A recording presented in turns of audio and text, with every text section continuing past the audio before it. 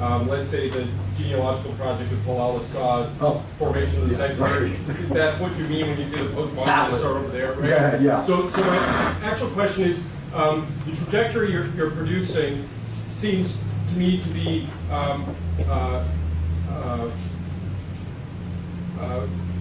the trajectory of the genealogy of an ideal. Are you okay with that? Though as long as you don't say discourse, it's cool. Okay. No, explicitly not discourse. So this is though when we arrive at the beginning of the questions, and the question was, so where do you, what's left? Right. What I heard is, well, correct me if I'm wrong.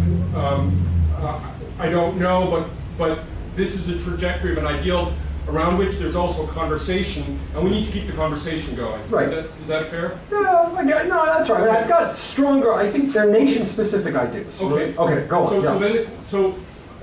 I'm wondering where you position yourself in relation to this sort of the pragmatics of secularism that is, or a history of secularism as a not an ideal, but a conversation, as a fight, as a give and take, as expressed, let's say, in Jonathan Sheehan's what is it? Sacrifice Before the Secular. Yeah. So the question is about how you position yourself in relation to Sheehan, who I think is saying explicitly that this is not about an ideal. People haven't recognized, and the reason why I say people haven't recognized Grotius as a secularist is because they're looking for an ideal and they're not seeing a conversation or provisional statements in particular contexts when particular things are at stake, including life and death. Okay, I'm blocking the text, so I'll go back. All right, I can't get a clear picture of the argument in my head, though I believe I've read it. I actually believe I've read it. How are we going to do this? As a conversation, absolutely, right? The very essence of a democratic polity is the give and take between citizens, so I would agree with you on that.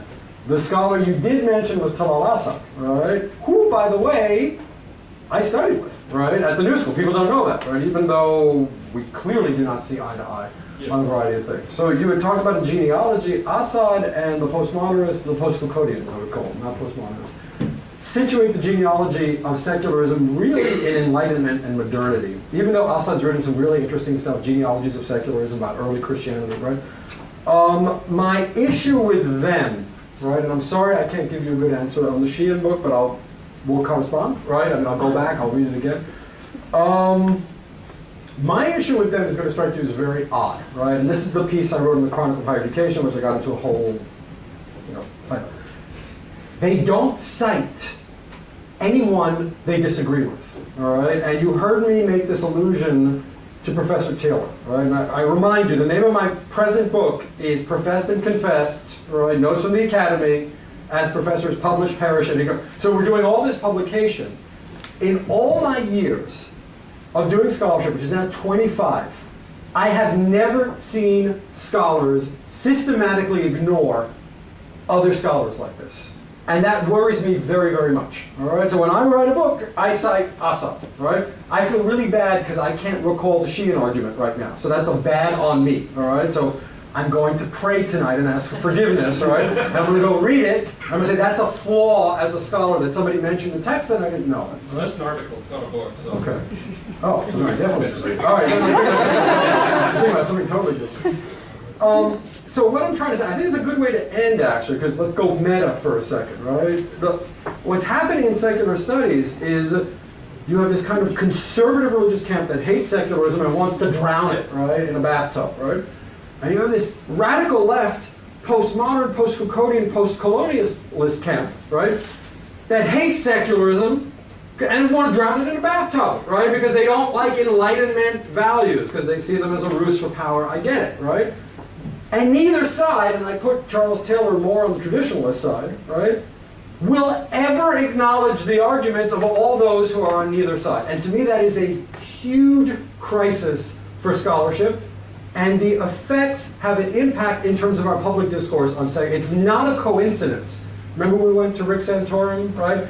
That nobody knows what the term is, right? When even scholars can't be counted on to do what scholars have done since the time of Hugo Grotius, for example, right? Which is deal with arguments that they don't like, all right? Which are arguments that don't work, right? I know we went far afield, but that's the best I can do for now. I'm a passionate person. Anyhow, I thank you for the question, and we will go. Thank you all very much.